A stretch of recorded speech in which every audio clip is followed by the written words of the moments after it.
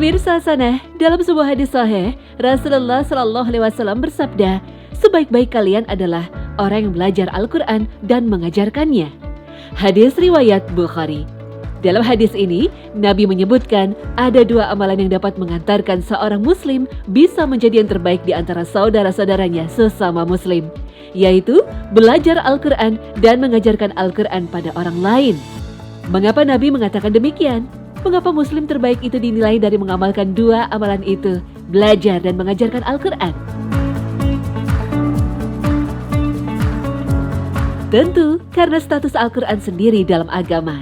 Al-Quran adalah firman Allah yang disebut Allah. Apabila diturunkan kepada sebuah gunung, maka gunung itu akan tunduk terpecah belah karena takut kepada Allah. Al-Quran merupakan sumber pertama dan acuan utama dalam ajaran Islam. Karena keistimewaan yang luar biasa inilah, Abu Abdurrahman As-Sulami, salah seorang yang meriwayatkan hadis ini, rela belajar dan mengajarkan Al-Quran selama 40 tahun. Setiap kali dia membaca hadis ini, dia berkata, inilah yang mendudukkanku di atas kursi ini. Suatu ketika Sufyan Tsauri ditanya, manakah yang lebih engkau cintai, orang yang berperang di jalan Allah atau yang membaca Al-Quran? Ia menjawab, orang yang membaca Al-Quran. Karena Rasulullah Shallallahu Alaihi Wasallam bersabda, sebaik-baik kalian adalah orang yang belajar Al-Quran dan mengajarkannya kepada orang lain. Saat menjelaskan maksud hadis ini, Ibnu Katsir menegaskan, ini adalah sifat-sifat kaum mukmin yang mengikuti dan meneladani para rasul. Mereka telah menyempurnakan diri sendiri dan menyempurnakan orang lain. Hal ini merupakan gabungan antara manfaat yang terbatas untuk diri mereka sendiri dan yang menular kepada orang lain. Belajar dan mengajarkan Al-Quran layak mengantarkan pelakunya untuk menjadi manusia terbaik, juga tak lepas dari keistimewaan luar biasa membaca Al-Quran. Orang yang mahir membaca Al-Quran, kelak di akhirat akan mendapat tempat di dalam surga bersama-sama dengan Rasul-Rasul yang mulia. Ada juga hadis riwayat Muslim yang menyebutkan bahwa kelak di hari kiamat, Al-Quran akan menjadi juru syafaat bagi pembacanya.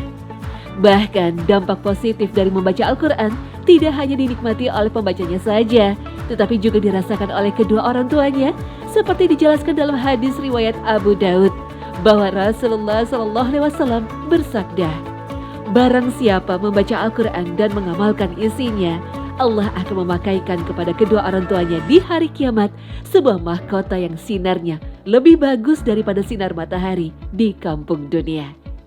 Hadis riwayat Abu Daud.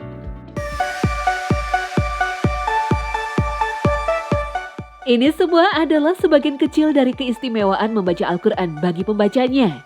Lalu, bagaimana dengan orang yang membaca dan mengajarkannya kepada orang lain? Orang yang mengajarkan Al-Quran pada orang lain, tentu pahalanya akan berlipat-lipat. Ketika dia mengajar tentu juga membaca.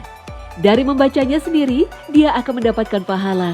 Dan dari mengajarnya, juga akan mendapatkan pahala yang sama dengan yang didapatkan oleh murid-muridnya saat membaca Al-Quran.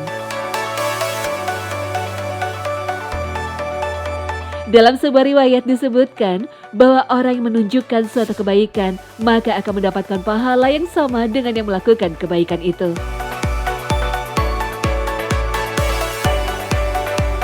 Sebagai ilustrasi, seorang pengajar Al-Quran saat membacakan Al-Quran kepada murid-muridnya maka akan mendapatkan 10 kebaikan dari setiap huruf yang dibacanya.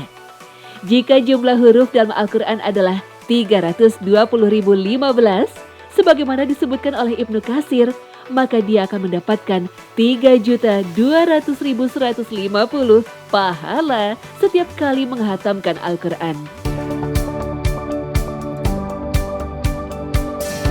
Lalu, jika muridnya membaca Al-Quran sesuai dengan yang diajarkannya, maka dia juga akan mendapatkan pahala 3.200.150 setiap kali muridnya itu menghatamkan Al-Quran. Itu bila muridnya hanya 1. Jika 2, maka dikalikan 2. Jika muridnya 5, dikalikan 5. Jika 10, dikalikan 10. Jika 100, dikalikan 100. Dan demikian seterusnya. Lalu, berapa lagi pahala yang akan dia dapat jika murid-muridnya itu menghatamkan Al-Quran sekali sebulan atau bahkan sekali seminggu. Sungguh, pahala yang berlipat-lipat yang akan didapat oleh orang yang mengajarkan Al-Quran.